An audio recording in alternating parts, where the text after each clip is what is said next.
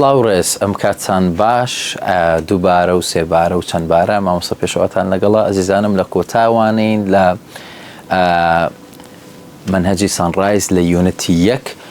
لەوانەکانی ڕابردوو باسمان لە ئاکتیڤیتی و ڕدینگ و لیسنینگ و ئەو شتانە کرد کۆتاوانە لە یونیتی یەک باس لە ئەپیسۆدەکەمان دەکەین کە چیرۆکێکی زۆر خۆشە ئەویش بە ناوی The Great Expectations واتە پێشبینیە مەزنەکان کە لە نووسەری بەناوبانگی بەریتانیا چارلز دیکنزە طبعا نووسێرەکە زۆر بەناوبانگە چەندان با بڵین بەرهەمی تری هەیە ئەوە یەکێکە لە بەرهەمە هەرە بەناوبانگەکانی وەرجێڕاوەتە سەر دەیان زمان لە عالەمدا و تا ئێستا سەدان هەزار و بگرە ملیۆنان چاپ لەم ڕۆمانە لەم نۆڤڵە فرۆشراوە ئەنجا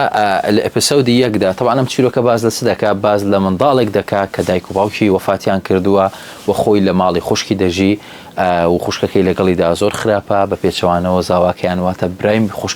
مردی خوشکەکەی لەگەڵیدا زۆر میهرەبان و باشە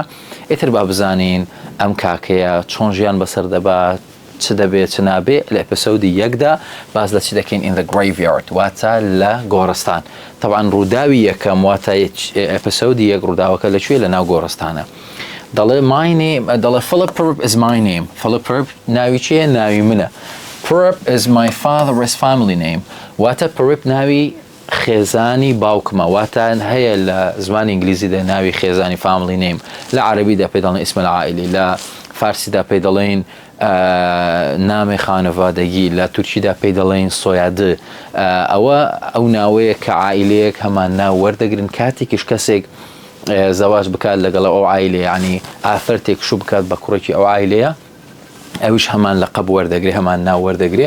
ئیتر دەڵێ but I never knew my father and mother یان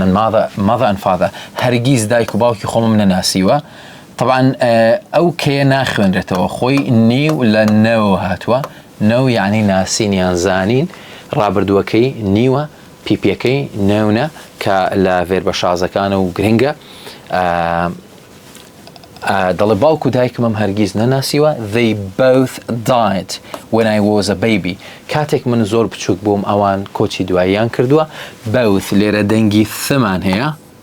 چونکە THەکە ئی لە دوانێ لە ئاکتیڤیتیش باسمان کرد هەر کات TH ئی لە دوا بێ بە ذ دەخوێنرێتەوە بەڵام ئەگەر لە دوایەوە نەبێ ئەوە بە ث دەخوێنرێتەوە حاڵەتی شازمان هەیە بەڵام بە شێوەیەکی گشتی بەو شێوەیە because I could not say my name لەبەرەوەی نەمدەتوانی ناوی خۆم بڵێم when I was a young child کاتێککە منداڵ بووم یعنی بچووکتر بووم لێستا I call myself Pip چکە نەمدەتوانی ناوەکەی خۆم بڵێم بۆیە چم دەکرد ناوی خۆم بەچی ناوی خۆم دەهێنا بە Pip Pip has been my name ever since لەو کاتەوە Pip بووە ناوی من یعنی تر بەو شێوەیە ناوی بووە Pip کاتەگەر پرسیارە لێ بکرێت بۆچی Philip Prupp ناوی Pipە تو دەڵێ because he couldn't say his name when he was a young child لەبەرەوەی بە منداڵی نەیدەتوانی ناوی خۆی بڵێ بە تەواوی بە خۆی دەوت Pip لەبەر ئەوە ناوی بووە بەچی ناوی بووە بە Pip دەڵێ my story begins when I was about 7 years old چیرۆکی من کەی دەست پێ دەکات کاتێک تقریبان تەمەنم 7 ساڵان بوو It was a cold grey winter afternoon دوایینەوە ڕۆیەکی سارد و وەکو بڵێ تەمەم و ژاوی بوو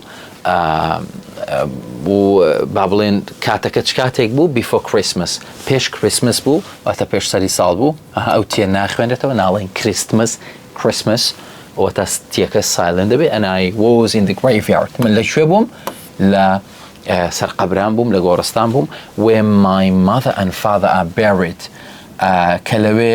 چێ نێژراون باوکم و دایکم و باوکم buried واتە شارراونەتەوە ینی لە ژێر خاک نراون یان لە گۆڕ نراون I often دیسان تیەکە ناخوێنرێتەوە went to this dark and frightening place to think about them بۆچی دەچوومەوێ زۆر کات دەچوومە ئەو شوێنە تاریک و ترسێنەرە بۆچی to think about them بۆی بیریان لێ بکەمەوە مثلا کە بیری دەکردن کە دەویست بیر لە دایک و باوکی بکاتەوە لە تەمەنێکی زۆر بچووکەوە لە دەستیدا بوون دەچووە گۆڕستان و دەچووە سەر گۆڕەکەیان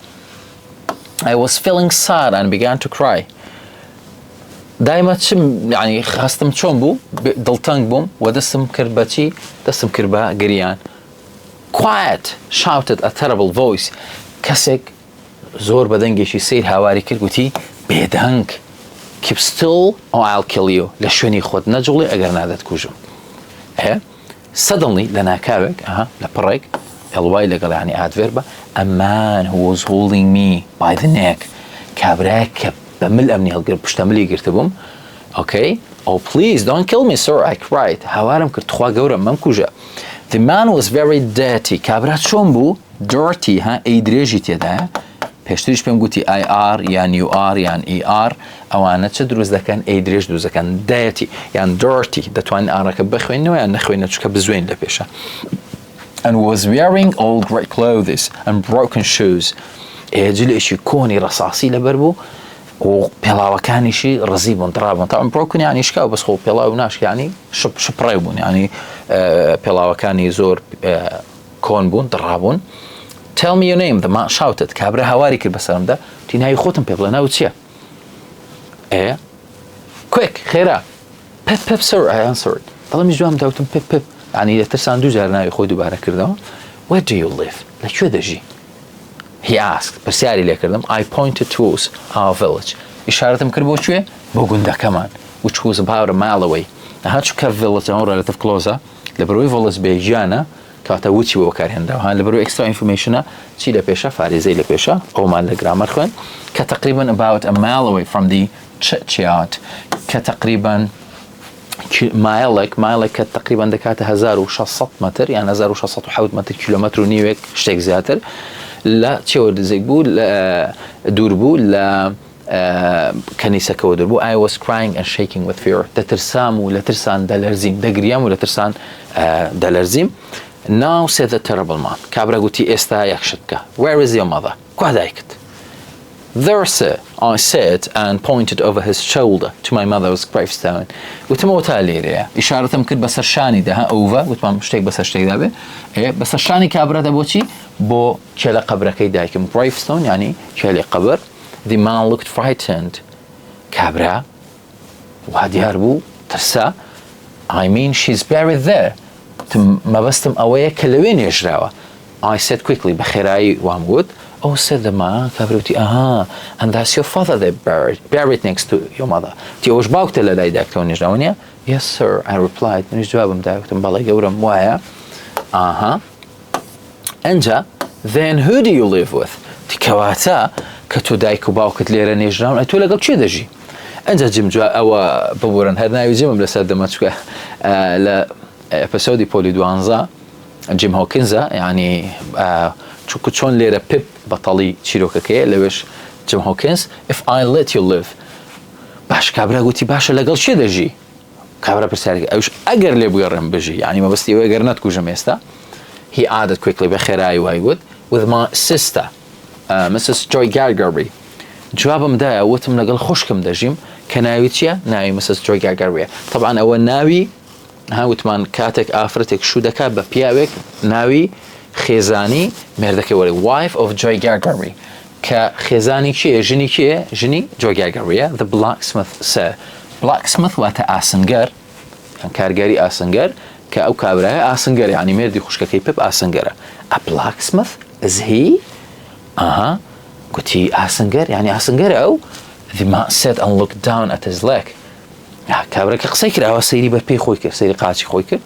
there was a heavy piece of metal around his ankle كقاتشي تشيبي وبو بارشا آسني يوم بقولبي وبقولبي هم شويني كقاتش مثلا أو هندبت أو بدو تقولبي ankle باشا with a broken chain coming from it تشيبي وبو بابلين زنجيرك أو يكبس سجنو بابلين بكساني أسير وسجنويا بأويرانا كانوا أوانا أو زنجيران بيوي كوتيكا Do you know what a file is? دزاني فايل شيء؟ دزاني فايل شيء؟ باب زاني فايل يعني شيء ضل Yes sir It is a tool for cutting metal بلا جورم أو فايل شيء؟ فايل وبناسي فايلة واتا أمريكا أمرازيكا بكاردي بوبريني شيء بو برين بكاردي يعني برزات بو بريني آسن وأوانا بكاردي أندري I told him so bring me a file and some food كواتا تشين بو بينا تو أو فايل بو بينا لقل هندي خواردن كابرا واي بيقوتم بهواشي bring them early in the morning to the Old Fort بەیانی زوو بۆ کوێ بێنە بۆ Old Fort کە شوێنێکە over there ئەو تالەوەیە near the river نزیکە لە کوێوە ئەو شوێنە ئەو Old Fortە نزیکە لە ڕووبارەکەوە if you tell anyone about me the children of Manson I'll kill you دەزانی دەتکوژم بەڵام کەی ئەگەر بە کەسێک بڵێ ئەو ڕستەی مەرجیە conditionalە باشە دەڵێ ئەگەر بە هیچ کەس بڵێ ئەم شتە من چت لێ دەکەم دەتکوژم باش No, I'm not alone, he said. باشا قلت من بتنيا نيم كابرا ويقول وقت كابراي كقصي بو ببدكر There is a young man here listening to every word I say. كابراي شي جنز لنزيك إيما هيا جوي لها مقصة كان معنا باشا هرقسيق من ديكم جوي لها He has a secret way of finding a boy. تي هيا أو رجاي شي نهاني دزاني ك كوريش بيبدوزتوا wherever he is لهر شوينك به where طبعا بو بساكننا شو wherever يعني هر شوينك به even if a boy is warm in bed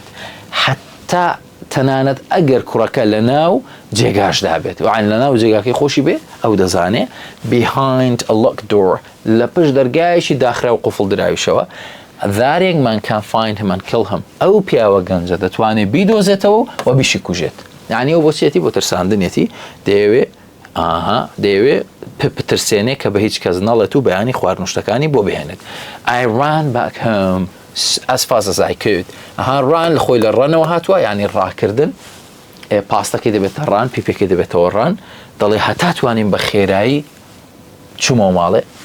I opened the door دەرگاکەم کردەوە دەبێتە past simple خوێنمان لە ئەو کە subject فێرە past دەبێتە past simple of the house and went quickly into the warm kitchen چوومە کوێ چوومە چێشخانە گەرمەکە باشە they I saw Joe sitting alone beside the fire John بینی لە کوێ دانیشتە بوو بە تەنیا لای ئاگرەکەەوە دانیشتە بوو Joe Gaggar was a big haired man with a kind and blue eyes Joe Gaggar کابراایکی چۆم و کابراایشی بەخۆ بە هەیکەل بوو باشە بەستوکن بوو و چاوەکانیشی با بڵێن شین بوو Mrs. Joy is out looking for you وتی Mrs. Joy واتە خوشکەکەی پێ بدەکات و بۆ تۆ دەگەڕێ He told me sadly بەدڵتەنجیەوە ئەو قسەی پێگوتم and she is very angry و بەڕاستی زۆرش تۆڕەیە I was worried و من بەو شتە نیگەران بووم ترسام My sister often used to hit me چونکە خوشکم ڕاهاتبوو چی بکات لێم بدات باشە used to واتە کاتێک کەسێک لەسەر شتێک راتووە then Joe said I hear her coming back hide behind the door و جملێتی دێتەوە چی بکە تۆ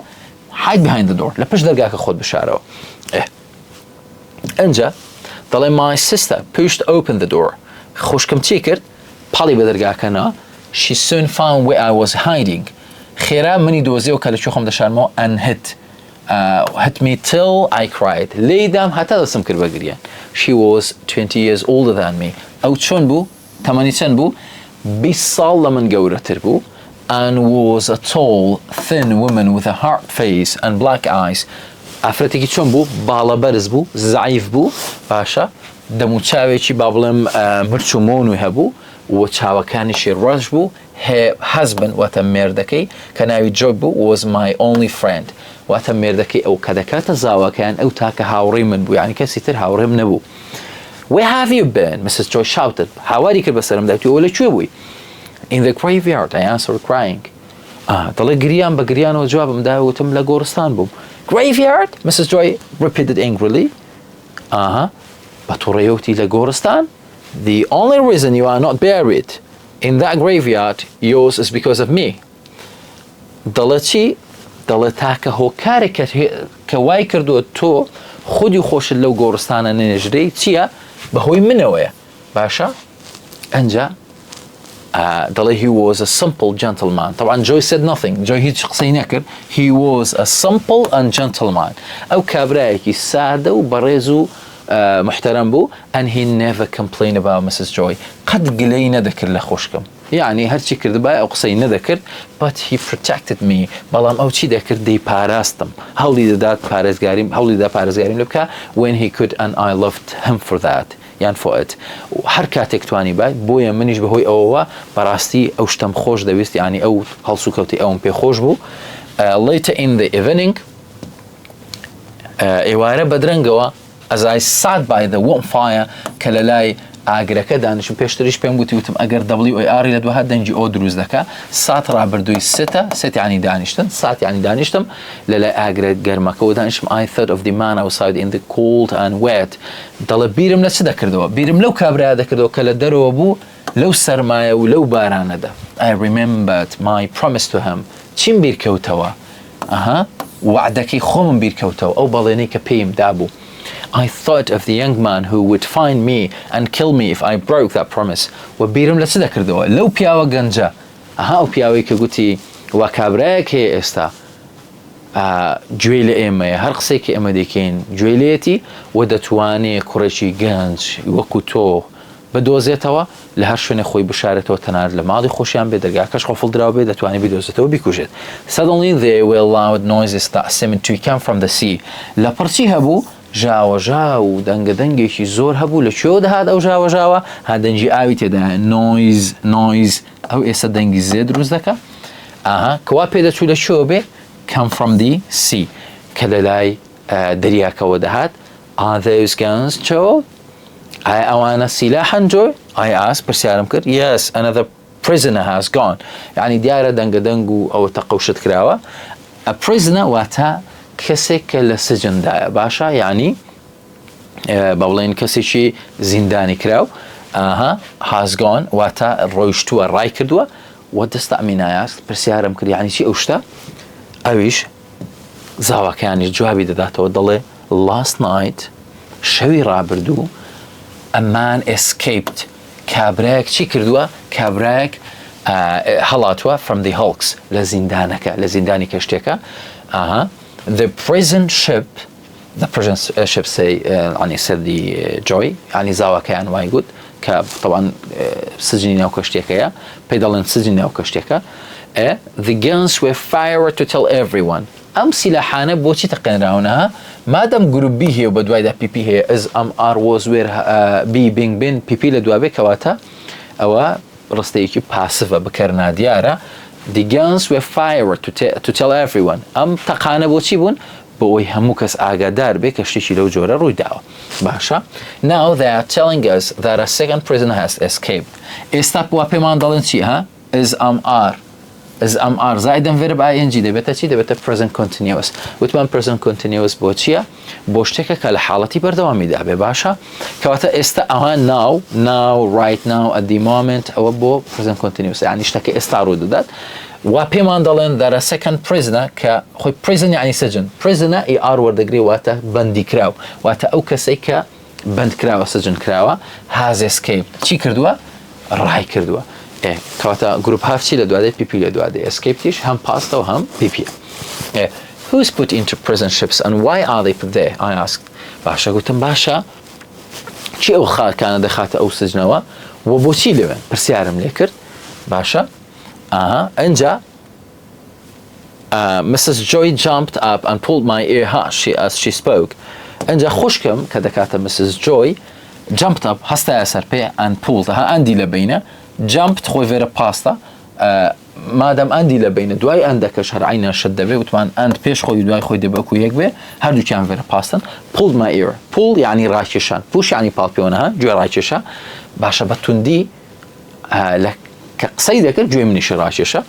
People are put in the hulks because they murder and steal and do all kinds of bad things دەڵێ خەڵکچیان لێ دەکرێ put بیس و پاست و پیپێکی وەکو یەکە ئێستا ئەلێرە ئەو پوتەها گروبی لە پێشە خۆی ئەگەر بیس بادەبوو ING پێوە باچکە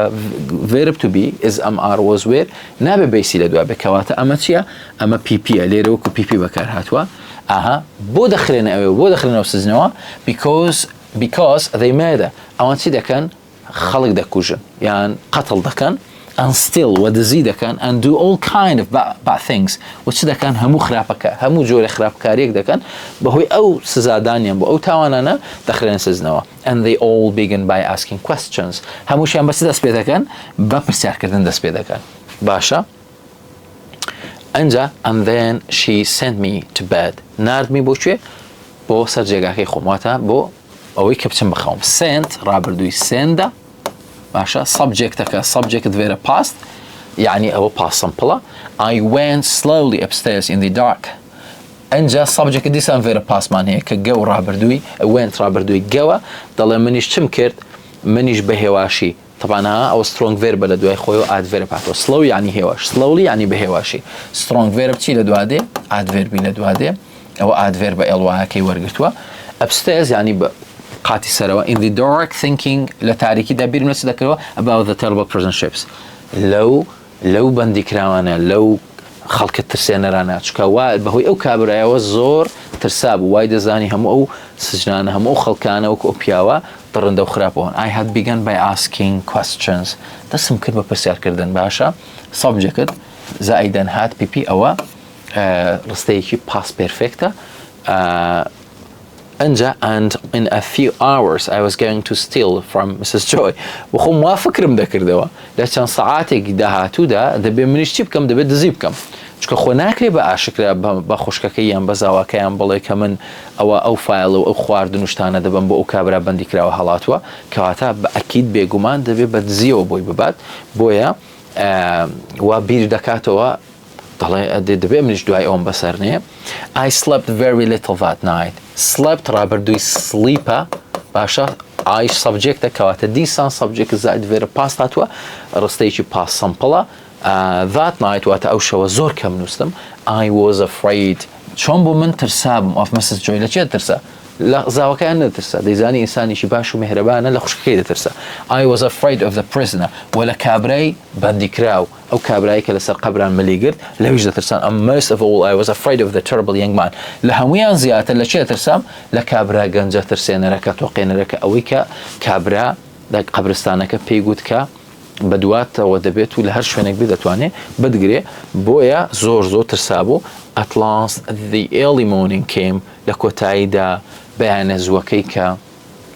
قرار بوو من ئەو شتانە بۆ ئەو کابرا بەندیکراوە هەڵاتوە بەرم یعنی کاتەکە گەیشت I got up خۆی got up لە get upەوە هاتوو get up یعنی هەستان got up یعنی هەستام کەواتە دیسان ڤێرە پاستا بەڵام ئەوە فرەیزی پێدەوترێ گرێ پێدەوترێ ڤێربێک لەگەڵ حرفجارێک واتە فەرمانێک لەگەڵ پریپۆزیشنێک پێکەوە ئینکراوە دەبێتە phrasal verb ئەندی لە بینە کەواتە دوای خۆشی هەروەک وا دەبێت ئەوەتە ئەو پاستا ئەوشان هەر پاستا went downstairs چوومە خوارێ upstairs یعنی سەرێ downstairs یعنی قاتی خوارێ کە لە خەو هەستام چوومە خوارێ I walked quietly and carefully quiet یعنی هێواش هێمن quietly یعنی بە هێواشی ئەوە دەبێتە لە کوردی پێ دەڵێن ئاوەڵکاری چۆنیەتی خۆی ئاوەڵناوە ها هێواش ئاوەڵناوە باشە بەی بۆ زیادکەین وی بۆ زیادکەین دەبێتە بە هێواشی دەبێتە ئاوەڵکاری چۆنێتی جوان ئاوەڵناوە بە جوانی ئاوەڵکاری چۆنێتیە زیرەک ئاوەڵناوە بە زیرەکی ئاوەڵکاری چۆنێتی کەواتە ئاوەڵناوی بۆ زیادکەم ناوە بەشی بۆ زیادکەم لە سەرەتا دەبێتە ئاوەڵکاری چۆنێتی دەڵێ بەهێمنی و بە وریایی مادەم ئەندی لە بینە پێش ئەندەکە ئادڤێر بە دوای ئەندەکەش هەر ئادڤێر بە دووشیان ئەلوان پێوێ to the kitchen ئەو تێژ ناخوێنێتەوە بە هێواشی چون بۆکوێ بۆ چێشخانەکە بۆ مەطبەخ I found some bread چیم دۆزیەوە found ڕابردووی findە کەواتە دیسان ڤێرە پاستا یعنی پاس سمپڵە هەندێک نانم دۆزیەوە a piece of cheese پارچەیەک پەنیرم دۆزیەوە and a large bone with some meat on it bone یعنی ئێسقانێکی گەورم دۆزیەوە کە چی پێوە بوو هەندێک گۆشتی پێوە بوو باشە دەڵێ last of all لە کۆتاییدا I took a beautiful round meat pie پارچە گۆشتێکی باششم دۆزیەوە it was a special pie for us to eat that Christmas day بۆ ئەوە چی بوو واتە پارچە گۆشتێکی تایبەت بوو بۆی ئەو ئێوارەی کە کریسمس بوو وەکو ژەمێکی تایبەت و جیاواز بیخۆین مناسبەیەکی گرنگە بۆ ئەوان after that I went to the forge دوای ئەوە چوون بۆ کوێ چوومە دوکانی ئاسنگەرەکە نەمان گوت بێردە خوشکەکەی ئاسنگەر بوو دەڵێت چوومە ئەوێ the place behind the house where Joy worked کەواتە forge چییە دەڵێ ئەو شوێنە بوو کە لە پشتەوەی ماڵەکەمان بوو کە جۆی ئیشی تێدا دەکرد واتە زاواکەیان لەوێ ئیشی دەکرد I looked through Joe's things until I found a file لە ناو شتەکانی جۆی گەڕام تاوەکو چیم دۆزیەوە ئەو فایلە ئەو ئامێرەی کە کابرای سجن کابرای بەندیکراو کە لە سجن هەڵاتە بوو لە قەبرستانەکە داوای لێکردوتی فایلەکە بۆ بێنن لەگەڵ هەندێک خواردن I took it بردم توک لە تەیکەوە هاتووە باشە پیپێکەشی تەیکنە دەڵێ taken باشە دەڵێ بردم كواتا subject very past دیسان past simple and walked and man هي دیسان دوای عندكش دبي very past به walked back through the kitchen وبا چشخانه كدا دیسان قراموها through وتبناو the preposition كان خنمان I opened the house door carefully دیسان subject very past man هي دل درجاي مالكم كردوا بتشيوا با وريايوا carefully يعني وريا carefully يعني بورياي I shut the door and ran as fast as I could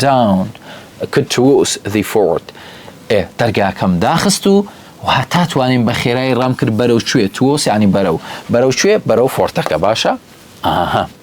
فورت يعني قلعة بلو قلعك it was a very cool foggy morning بري بانيشي زور سارد وتمو مجايبو هلا اكتيفيتيش خوين موت مثلا كشو هوا كان بون من بلين rain يعني باران rainy يعني كشو هواشي باراناوي fog يعني تمومش foggy يعني تمومجاوي wind يعني با windy يعني جوي كباي هبه snow يعني بفر snowy يعني جويشي بفراوي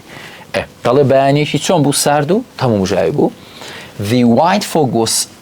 was so thick او فوق او تمومجا سبيا چون بو زور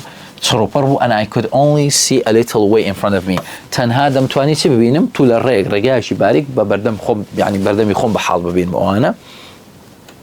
I knew the fort well من زور باشار زي قلاك بوم باشا but in my fear I almost lost my way بلا من لترسان اصلا خريق رجاشي خوب منكر I climbed over a small او بيناخن رتوا هر كاتك بيلو كوتاي وشبو طبعا او ايديا باجغرا قولي اصل دا كلايما كاتك بيلو كوتاي بيو ايميلا بيج بيه او بي تي بي ناخوين درتوا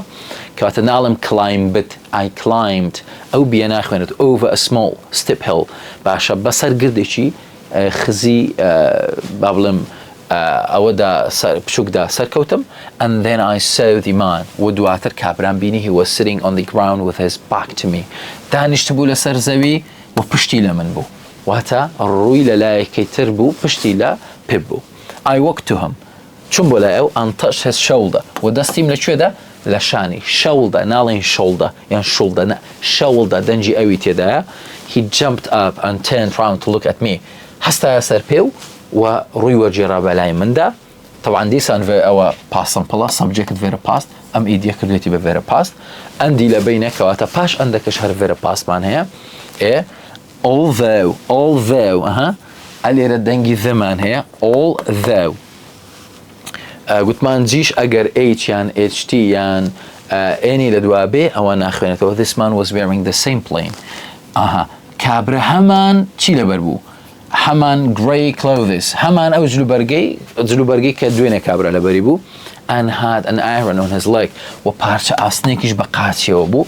he had a different face بلام دمو چاوي جاواز بواتا همان مواصفاتي كابراي دوينه بوجلو برگو او زنجيرو اشتاني كبيوي بو هر او بو بلام كابرا همان كابرا نبو باشا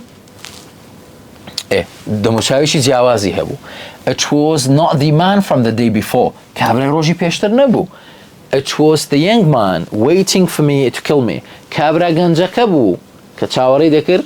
عن چاوري من دكر كبم كوجه يعني ترسا قلتي او كابرا كي دوينه بي قلتم او بياوا گنجا بدواتوي ودتوانه بدوزتو بدكوجه دل I ran straight on again and was soon at the fort دوباره چم کرد رق غارم داو باشا هرزو گيش ما چويه گيش مقلاك and there was the terrible man او كابرا دوينه كابرا ترس توقينركا او كابرا بينيو واتما بس كابرا بندي كراوكيا he was walking up and down to keep warm حسر خواري دكر بو اوي گرمي بيتوا جوك زور سارو د جولا بو اوي گرمي بيتوا باشا وتما warm بو دخوين رتوا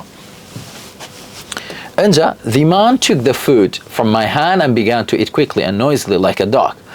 كابرا شكر the man subject طبعا took very pasta كوات دي سان past simple معناها دل كابرا شكر خوارنكي لمن ورقت لدستم and began عندي لبينه لبري بيش خو very pasta بدوي خوشي began رابردوي began يعني the speaker began يعني the speaker بس يكر بشي بخواردن بخيرايو با مجاو مش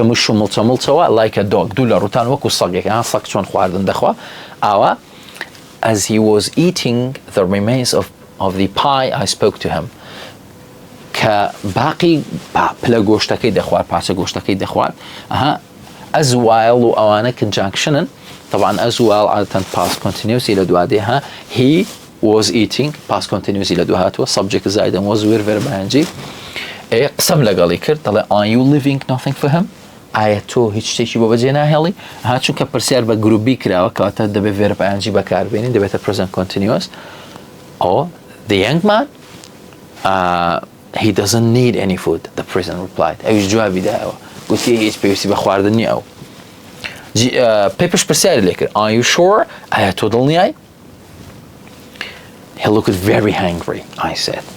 وتم زۆر برسی دیار بوو طبعا دوو شەی لێک نزیکمان هەیە angry یعنی تووڕە بەڵام hungry یعنی برسی دیما stopped eating کابرا وەستا لە خواردن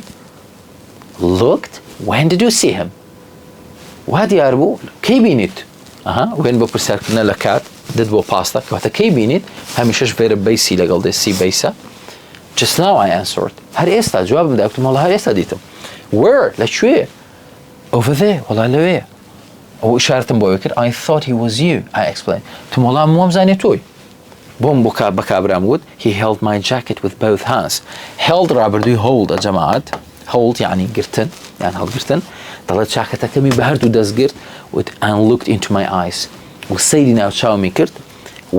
what did this man look like he wanted to know دەیویست بزانێک دەڵێ ئەو کابرای کە تۆ بینیت چۆن بوو دەڵێ he was dressed like you دەڵێ جلوبەرگەکانی وەکو تۆ بوو ڕێک he had an iron on his leg و پارچە ئاسنێک یان کەلەپچێکشی پێوە بوو بە مشەوەشی جوابم دایەوە nervous یعنی مشەوەش nervously یعنی بە مشەوەشی really بەڕاستە so he is escaped کەواتە ئەویش هەر عینەشت ڕای کردووە has he ئەوە تا کوێستچنە بەڵێ I thought I heard the guns last night دەڵێ پێم وابوو دوێنێ شەو گوێم لە تەقەی سیلاحەکان بوو give me the file boy وتی ئەو فایلم بدەیە باشە فایل یعنی کارتێخ یعنی ئەوەی کە ئەوەی دەبڕێت where is he I must find him دەڵێ لەکوێیە دەبێ من ببینمەوە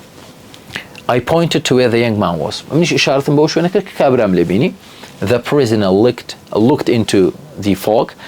کابرا تەماشای ناو تەمەوژەکەی کرد یعنی بۆ ئاراستی تەماشای کرد then he sat down on the wet grass and began to use the file on the metal around his leg ئەنجا چی کرد لەسەر grass یعنی گژوگیاوێت یعنی تەڕ یعنی سەر گژوگیا تەڕەکە دانی چونکە نەمانگوت جەوەکە سارد و بارانی ئەوە بوو and began to use the file on the metal around his leg ئەنجا بە کارتێخەکە چی دەکرد دەیویست ئەو ئاسنە ئەو زنجیر و ئاسن شتێککە پێوێتی لێ بکاتەوە the sky was lighter now دنیا ئێستا چی بوو ڕووناکتر بوو ڕوونتر بوو خۆی light adjective وەکو ناونیش بەکاردێت ئاری پێوەیە کاتە دەبێتە پلەی بەراورد دەبێتە lighter and I needed to get back home و پێویستی دەکرد کە من دەبوو بگەڕێمەوە بۆ ماڵێ I began to walk quietly away منیش چیم کرد دەستم کرد بەوەی بە هێواشی دوورکەوتمەوە لەوێ ڕۆیشتم when I looked back I saw nothing کە ئاوڕم دایەوە هیچم نەبینی through the thick white fog بەهۆی ئەو تەمومژە زۆرێکە هەبوو هیچم نەبینی but I still heard the sound of the file as it cut through the thick metal بەڵام هێشتا گوێم لە دەنگی کارتێخەکە بوو کە دەیویست ئەو پارچە ئاسنەی پێ ببڕێت ئیتر ئەمە ئەپیسۆدی یەک ئەلێرە چیمان هەیە هەندێک معلومات و شتمان هەیە مەسەلەن بۆ نمونە ئەو زانیاریانە بزانی باشە کارەکتەرەکان واتە ئەو کەسایەتیانی لەو چیرۆکەدا بەشدارن چییە مەسەلەن پێپ خۆ ناوی تەواوی چییە فڵپ ڕێپە باشە age تەمەنی چەندە about 7 years old تقریبا تەمەنی 7 ساڵانە Pip's mother and father باوکو دایکی با بڵێن Pip dead or alive مردوونیان زیندون both dead هەردووشیان مردوون were buried لە شوێنی ژراون in the graveyard لە قەبرستانەکە لە گۆڕستانەکە لەو شوێنێکە ئەو کابرایی بینی باشە ئیتر دوای جۆی گەرگەریمان هەیە type of work جۆری ئیشەکەی چییە blacksmith ئاسنگەرە description واتە وەسفی دەکا کەسێکی چۆن بوو a big fair-haired man with kind blue eyes کابرایەکی بە هەیکەل و ئەوانە بوو و میسانێکی میهرەبان و باش بوو چاوی شین بوو what he is like to us Pip ئەو کەسێکی چۆنە با بڵێن لەگەڵ پێپدا he protected Pip ئەو پێپی دەپارا زۆر ئاگای لێ بوو when he could هەر کات توانی بای دەسەڵاتی هەبایە واتە کەسێکی protective بوو ئەوە protective adjective طبعا protected verb pasta بەڵام protective چکە ئەخیرەکەی IVە واتە کەسیشی پارێزەر یان نەک محامی بەمانەی محامینە یعنی کەسێک دەپارێزێت لە شتێک. Mrs. Joy بزانین ئەویان چۆن بوو married to شووی کردبوو بە خێزانی کێ بوو wife of Joy Gargery خێزانی ئەو کابرای بوو کە ناوی Joy Gargery بوو. How connected to Pip و ڕەبتی یعنی ڕەبت و پەیوەندی لەگەڵ Pip چ بوو she is Pip's sister خوشکی Pipە age تەمەنی چەندە 27 years old تەمەنی 27 ساڵانە. description واتە وەصفەکەی کەسێکی چۆنە a tall باڵا درێژە thin ضعيفة ئافەتێکی ضعیف و درێژە with a hard face دەموچاوێکی مۆن و ئەوانەی هەیە ئەم black eyes و چاوەکانیشی ڕەشە. what she is like to us Pip ئەو تەسەڕوفاتی بەرامبەر بە Pip چۆنە cruel زۆر توندە بێڕەحمە she often hits Pip زۆر کات یان زۆر جار لێی دەدات she hits him until he cries زۆر جار لێی دەدات کە هەتا دەگرێ she hits him and pulls his ears and shouts at him گوێی دەگری و گوێ ڕاکێشی و هاوار دەکا بەسەریدا. باشە ئەنجا دوو کەسی هەڵاتومان هەیە دوو سجنی دوو بەندکراوی هەڵاتومان هەیە دەڵێ ئەو بەندکراوانە چۆن بوون بەندکراوەکان چۆن بوون. the first prisoner واتە بەندکراوی یەکەم کابراایکی چۆن بوو very dirty زۆر پیس بوو old بەتەمەن بوو great clothes جلوەرگێکی ڕساسی ئۆیلە بوو wearing broken shoes پێڵاوەکانیشی شەڕ و ئەوانە بوون دڕابوون escape from لەکوێ هەڵاتە بوو the hulks the prison ship لە بەندیخانەی کەشتێکی هەڵاتە بوو. the second prisoner واتە سجنی دووەم in what way different from the first prisoner فەرقی چ بوو لەگەڵ بەندکراوی یەکەم he had a different face و دەموچاوێکی جیاوازی هەبوو escape from عینەشت لە هەمان سجن ڕایکردبوو. the situation واتە بارودۆخەکە یان زۆرفەکە چۆن بوو یان چ کاتێک بوو time of year لە چ کاتێکی ساڵدا بوو just before Christmas هەڕێک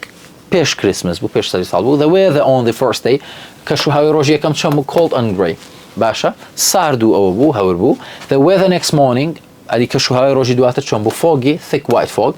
واتە تەمومژ و ئەوانە هەبوو تەموژێکی سەر هەبوو. where episode one starts لەکوێ ئەپسۆدیە گەس پێ دەکا in the graveyard واتە لە گۆڕستانەکە where it continues لەکوێ بەردەوام دەبێت back home at Pip's house in the kitchen و لە ماڵەکەی Pip لە چێشخانەکە ئەوانە where it finishes لەکوێ کۆتایی پێدی at the old fort واتە لە قەڵا کۆنەکە. things that Pip takes for the first prisoner ئەو شتانە چێ کە Pip بۆی دەبا some bread بۆ کابرای بۆ بەدکراوی یەکەم هەندێک نان a piece of cheese پارچەیەک با بڵێن پەنیر a large bone with some meat on it پارچەیەکی گەورەی ئێسقانێکی گەورە هەندێک گۆشتی پێوەیە a beautiful brown meat pie و بەڵام پارچە گۆشتێکی زۆر باشیش a special pie for them to eat on Christmas day کە ئەو پارچە گۆشتە خاص بوو تایبەت بوو دەیانویست ئەو ئێوارەیە یان ئەو ڕۆژە بۆ بە بۆنەی کریسمسەوە لی بنێن a file و کارتێکێکی بۆ دەبات. ئەنجا ئەوەش هەندێک ڕاهێنانی دیکەیە بۆکو پرسیار و وەڵام لەسەر ئەپسۆدی یەک مثلا answer the questions what was Pip doing in the graveyard at the start of the story مثلا دەڵێ Pip چی دەکرد لە سەرەتای چیرۆکەکە لە گۆڕستانەکە دەڵێ he was in the graveyard feeling sad about his mother and father لەوێ لە گۆڕستانەکە بوو و بێتاقەت و دڵتەنگ بوو دڵتەنگی شێ بوو بێگومان دڵتەنگی باوکو دایکی بوو. what happened then دواتر چی ڕوویدا he heard someone shout گوێی لە یەکێک هاوار دەکرد دەگوتی quiet keep still or I'll kill you دەیگوت بێدەنگ بە ئەگەر نادەتکوژم and then someone held him by the neck یەکێک بە مل هەڵی گرتبوو. باشە مەبەستی بەندکراوی یەکەمە the first prisoner. why did the prisoner invent the story of the young man باشە بۆ کابرای سجن کابرای بەندکراو ئەو چیرۆکەی داهێنا ئەو چیرۆکە خەیاڵی دروست کرد کە کابرایەکی گەنج هەیە و بە دوات دەکەوێت و لە هەر شوێنێکی دەدۆزێتەوە ئەوانە to frighten Pip and to make Pip do what he wanted him to واتە بۆ ئەوەی Pip بدرسێنێ بۆی وای لێ بکە هەر شتێک ئەو بیەوێ جێبەجێ بکات. why did Pip love Joy باشە بۆ Pip Joy خۆش دەویست because Joy was kind to him protected him from Mrs. Joy لەبەر ئەوەی زۆر میهرەبان بوو لەگەڵی و دەی پاراست لە دەست خوشکەکەی کە زۆر خراپ بوو لەگەڵیدا. باشە ئەنجا why did he slept very little that night ئەو شەوەی کە لە گۆڕستانەکە گەڕایەوە Pip بۆ زۆر کەم نووست because he was afraid چونکە ترسا بوو. what mistake did he make in the fog early next morning چه غەڵەتێکی کرد ڕۆژی دواتر ڕۆژێک کە تەمومژای بوو he thought that the second prisoner was the first prisoner and then the young man باشە چونکە وەی زانی ئەو بەندکراوی دووەم ئەو شخصی دووەم وای زانی ئەو نەفەری ڕۆژی پێشترە و دواتر وای زانی ئەو کابرایە ئەو کابرا گەنجەیە کە بەندکراوی یەکەم باسی دەکرد. What did the first person I used the file to do؟ باشە بەندکراوی یەکەم ئەو کارتێخی بۆچی بوو؟ To cut through the iron on his leg. بۆی ئەو پاچە ئاسنەی بە قاسیوێتی بێبڕێت و لێ بکاتەوە. ئیترەوەش پاراگرافێک بنووسە لەسەر پرسیارانە و ئیتر ئەماش کۆتایی ئەپیسۆدی یەک و کۆتایی یونەتی یەک. هیوادارین سوودێکمان گەیاند بێت، ئینشاءالله بەردەوامی لەگەڵتان.